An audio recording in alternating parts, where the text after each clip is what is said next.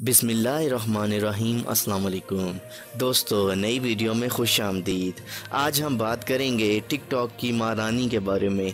और आप शायद जानते ही होंगे कि टिकटॉक की महारानी किन को कहा जाता है। जी, आपका अंदाज़ा सही है, हरीम शाह के बारे में हम बात कर रहे हैं।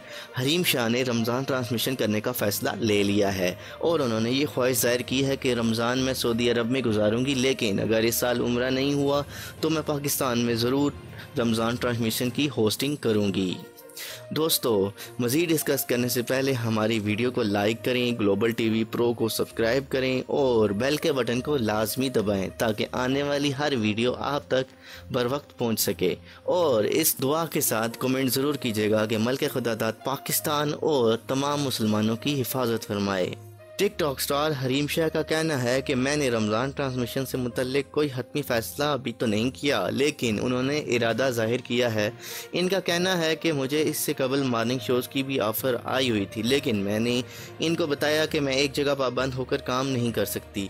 मैंने इसलिए भी इनकार किया क्योंकि ये मेरे बस की बात नहीं है। और हरीम शाह ने यह भी कहा है कि रमज़ान ट्रांसमिशन करने की भी ऑफ़र हुई है और मैंने इनको भी ये बताया है कि अगर रमज़ान में उम्रा हो सका तो मैं करूंगी और पूरा रमज़ान वहाँ गुजारूंगी।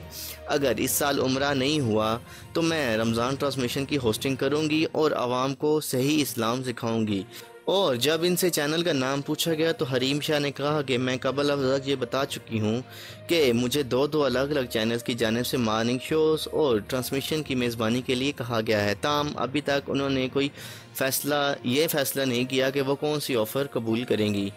और उसके अलावा हरीम शाह को एक निजी टीवी की चैनल की जानिब से रमज़ान ट्रांसमिशन की भी ऑफ़र की गई। इस हवाले से जब उनसे रब्ता किया गया तो हरीम शाह का कहना था कि उन्हें एक चैनल की जानिब से मॉर्निंग शो और दूसरे चैनल की जानिब से रमज़ान ट्रांसमिशन की ऑफ़र की गई है। ताहम उन्होंने फ़िलहाल फ़ैसला नहीं किया कि वो किस ऑफ़र को कबूल करेंगी। उन्होंने ताहाल चैनल का नाम तो नहीं बताया जिनकी जानिब से इन्हें ऑफ़र की गई है।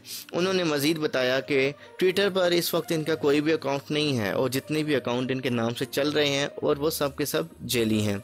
और आपको बताते चले नाजरीन, क्या अगर हरीम शाह जैसी औरतें इस्लाम सिखाने लग जाएं तो उलमा को घर बैठ जाना चाहिए। दोस्तों, आप क्या कहते हैं हरीम शाह के बारे में? क्या उन्हें ट्रांसमिशन में आना चाहिए?